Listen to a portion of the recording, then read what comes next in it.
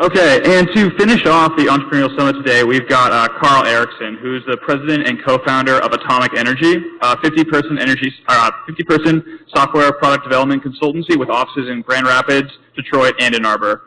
Atomic Energy builds web, mobile, desktop, and device software products for clients ranging from startups to the Fortune 500. So I think you see him walking up right here, so he's going to join us up on stage in a second. So give him a big round of applause to finish out the Entrepreneurial Summit.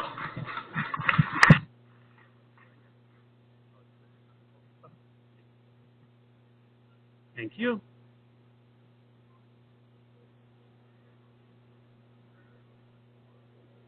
I want to figure out how the clicker works first. Let me get this down. A big green arrow. Okay, I want to start with a question. And I don't want people raising their hands and answering out loud, but I'd like everyone to just sit here for a minute and form an answer to this question in your head. And I'm going to do, while you're doing that, the really difficult thing for a speaker, which is to be quiet for a few seconds.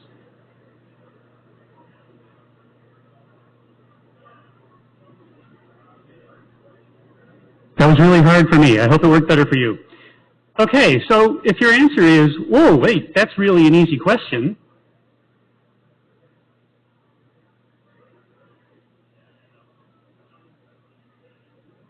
It's winning business plan competitions. It's raising a lot of VC money. It's fail quickly so you can build your resume. It's land you on the cover of Fast Company, or create a social venue for 20-somethings, or get acquired and subsequently get buried, or lastly, make you rich quick. If these are your answers, and this is what excites you about the idea of a tech startup, then I would suggest that you're missing the point. Startups aren't a goal unto themselves, despite the impression that you might get from the current hype. And of course, this isn't just Detroit I'm talking about, or Ann Arbor, or even Michigan. This is like a national fever and obsession right now, I believe. I think there's a means-end inversion going on where the whole point of the startup is to be a startup rather than achieving something else. And even universities are responding to this program, or this pressure and this hype, by creating programs in entrepreneurship. Trust me, as a former professor, I am very well aware of how slow universities move, and to see them respond to a market change like that really does indicate a lot. So if your personal answers align with my mock answers, you should probably think about moving somewhere else. Somewhere where there's a lot more money, and there's lower standards for evidence of traction in a plan, and then there's lower expectations for solving real problems. In short, you should move somewhere where the startup game itself is the end in itself. Now, of course, I don't really want anyone to leave Michigan. I want people to come to Michigan. So what startups are really for is what I want you to understand. They're a means of figuring out a company worth building. I want you to find a problem worth solving, and I want you to have a positive, long-lasting economic impact in our state and our city. I want you to realize that startups are just a means of figuring out what's worth doing. So what's a company that's worth building? What do I mean by that? I tried a first principles approach to answering this question, taking it back to economic fundamentals. So if you think about a company, you think about a way of organizing people to create economic value. That's what I think about. And the economic value you could create, I think, fall into these three big buckets. You can improve people's productivity, you can let people do new, valuable things, or you can entertain, amuse, or connect people. And I think this covers a lot of territory. So I'm going to introduce myself now. I'm Carl Erikson. I'm the CEO of Atomic Object, not Energy. Atomic's a software design and development consultancy. We have headquarters in Grand Rapids. We have an office in downtown Detroit and an office in downtown Ann Arbor for the last couple of years. Between these three cities, we have 50 or so people, mostly designers and developers, who all believe that the right software can change everything. It's our new tagline. We work with startups in the Fortune 500 and everybody in between, locally in Michigan, across the country, and occasionally out of the country as well. We've worked with clients from virtually every industry, and we create custom web, mobile, and embedded applications, software products that are products or complementary to the products of our clients. I founded the company in 2001 after I left my job at Grand Valley State as a computer science professor. I'm an active angel investor and Atomic has also made about 15 co-investments with our clients over the years, so we have quite a portfolio that way.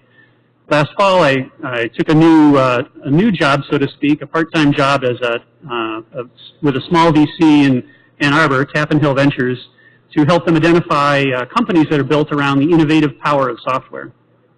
I'm going to share a few things that I've learned in the 15 years that I've been running Atomic.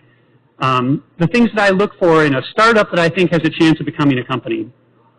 Some of these are pretty universal. I'm sure get a good agreement on them. And other ones are simply my preference as somebody, as a consultant who wants to work with cool clients, and as an investor who likes to see help companies grow.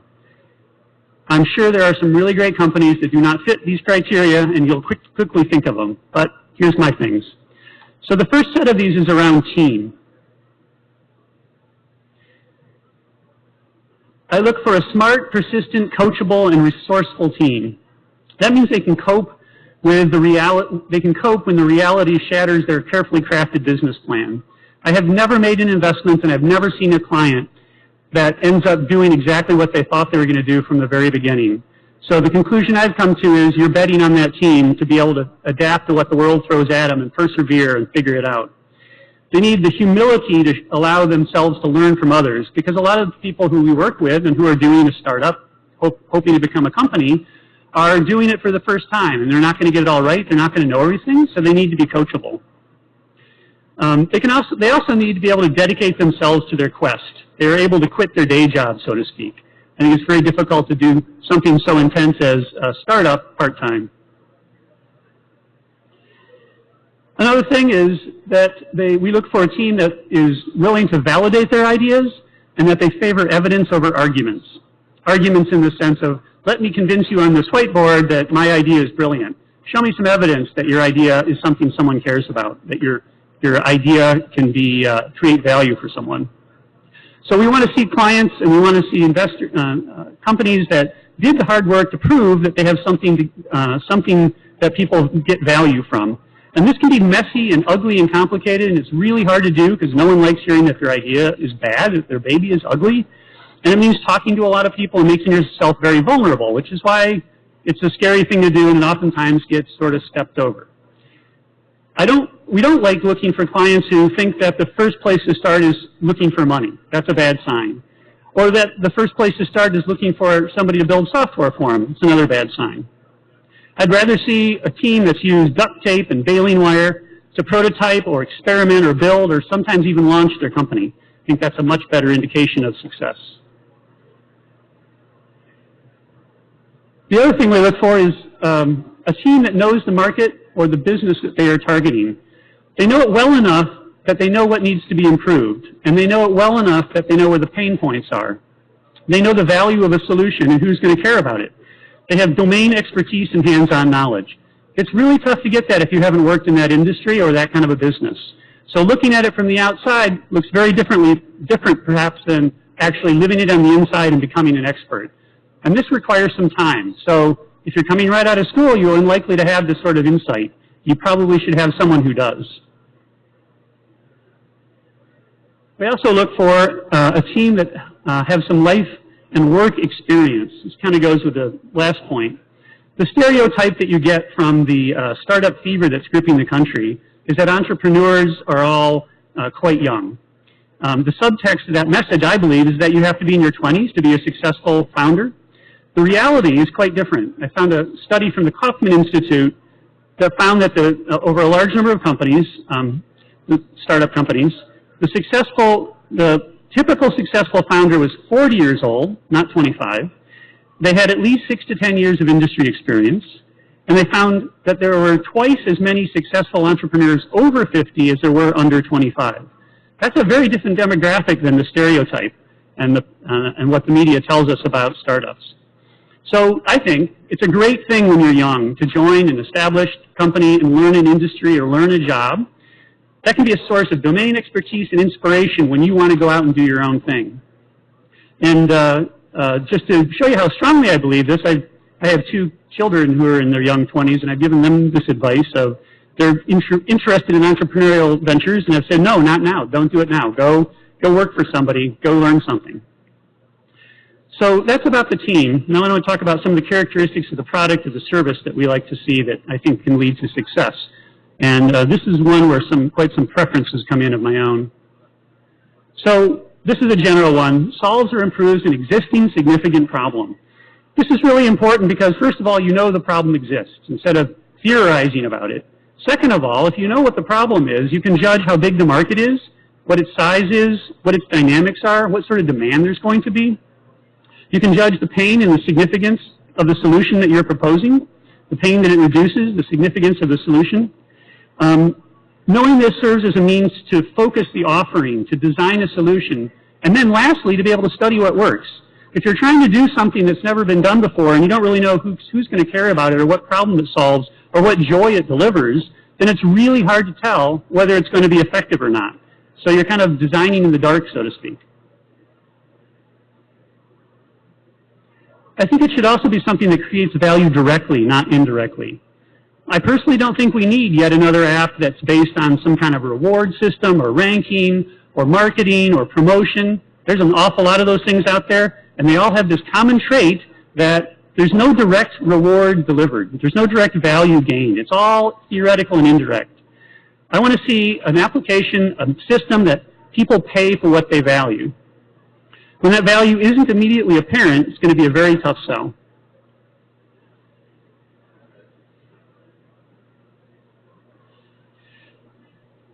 I also want to see that the value accrues immediately to the first customer who starts using it. And what this rules out is anything that relies on the network effect to succeed. I'm not saying, of course, that the network effect isn't extraordinarily powerful, and if you can harness it, you can be extraordinarily successful in the world. I'm just saying most people aren't going to be able to do that. And so I look for things where that's not required. I want to see that the application lives in a simple, single-sided market, that the user gets the value through the use directly and immediately, and that's what's going to make them want to pay for it. We personally have a lot of successful customers who have disrupted a lagging market or industry. You could call this sort of boring industries, things that are underinvested, things where the magic of digital technology hasn't changed the world yet. And driving innovation through software is an important part of virtually every business model nowadays. As more and more industries and companies take advantage of the cheap and ubiquitous computing and networking that we're all living in. And there's still plenty of markets and industries like this, so no need to invent something new. Look around and find problems to solve. Lastly, very important for me, there's an application that doesn't require significant change in someone's behavior. People don't like to change. They behave the way they do now, they're going to stay that way. Good chance at least. So what you need to do is you need to offer something that works for people as they currently live their lives, that meets them where they are, that doesn't require significant changes in their behavior, that delights them, doesn't frustrate them. Happily, there are plenty of examples of these kind of companies around Michigan, and I wanted to close by sharing a few stories that I'm familiar with. These examples include startups, startups in transition to becoming companies, as well as fully established companies.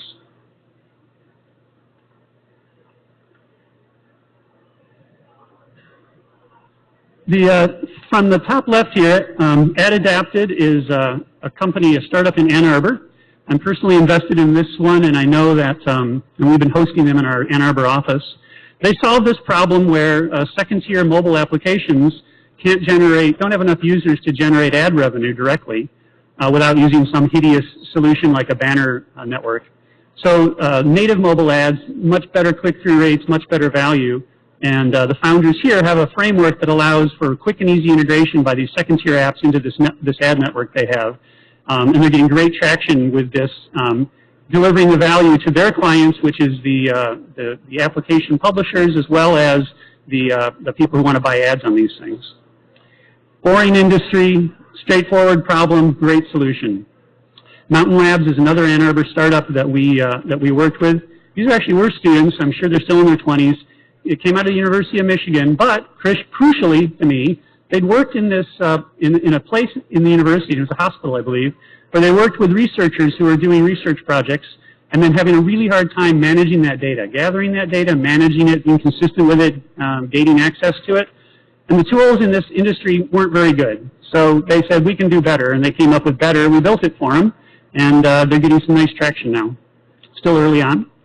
Blue Medora is the oldest company on this list. This is one we co-founded in 2007 in Grand Rapids. Blue Medora makes enterprise software plumbing, essentially. It connects monitoring and management tools to the kind of enterprise applications that companies run their business on. Very boring in the sense that Nathan Owen, my partner and CEO there, is never going to be on the cover of Fast Company, that's for darn sure. But a very nice business with a great growth curve and a lot of demand there. Varsity News Network, VNN, that's another Grand Rapids company. We were early advisors and investors and a vendor, and I've been on the board for them. Ryan Vaughn, the CEO there, tackled this problem, which he had some passion around, which is high school athletic directors have more and more expectation that they're publishing stories, they're publishing pictures of all of the sports teams. And high school athletic directors are busy people who don't have a lot of extra time to be social media whizzes and publishers. And so VNN offers them a product, a couple of products actually now, that make that job simpler and build a community around the high school athletes. I don't know if Doug's still in the audience, but I picked Duo as a great example of somebody solving a kind of boring technical problem, two-factor authentication. Turns out to be it's a really, important problem to solve, and he's built an amazing company around it that's growing like crazy. Single thread, last one here. This is a very new company out of Detroit that we built their application and launched in January. Will Mapes, the CEO there, was familiar with the automotive dealer industry and recognized that automobile dealers have a really hard time with interactions with their customers when it comes to the service department. Thought he had a way of making that better through mobile technology, and it turns out that the answer was he did, and he's getting some excellent traction and some really important meetings with large dealer networks to sell this application, and it's growing quite considerably. It's pretty exciting. So there's common traits, and the companies I've chosen to exemplify them. I could go on and on. There's lots of them. When I try to boil all of this down into like a single phrase, I came up with a phrase that isn't mine, but it really seems to nail it. Keep it real. We look for qualified teams that are experienced and knowledgeable, adaptable and determined, that have a real problem to work on, validated demand, simple business model, clear value delivery, and a user-centered solution. It solves a problem in a delightful fashion, and it meets users where they live and work rather than making them adapt to their solution. If you're on the startup path, I wish you good luck.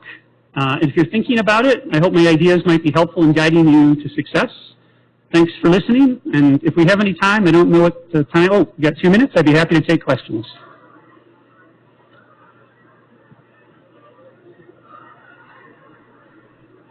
Come on, someone's got a break. No questions?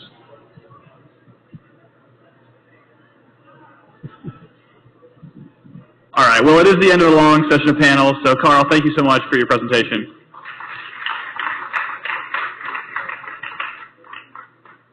Thanks, sir. All right, everybody, thanks for joining us for the, thanks, sir, for the entrepreneurship panel here at Techweek Detroit. I hope you guys got some good insight. I mean, we had a lot of different people who presented. We had, starting off with Detroit Venture Partners and some early stage startups who are just new and getting into this game. We had, kind of a macro scale, large venture capitalist fund of funds talking about how he sees the overall industry in the region. We had, spoke with someone from the patent office about, the kind of interesting technical details of protecting intellectual property and how that relates to entrepreneurial activity and how you can focus your resources there. And lastly, we had two really great examples of some kind of more mature startups who have some perspective to pass on to some newer folks in the audience. So I hope it was really valuable for you guys, and I'd encourage you to stick around. At 3 p.m., the Maker panel is going to be up here to talk a little bit more about some of the more physical objects and in the Maker space. So thanks for joining us. I really appreciate it, and see you around.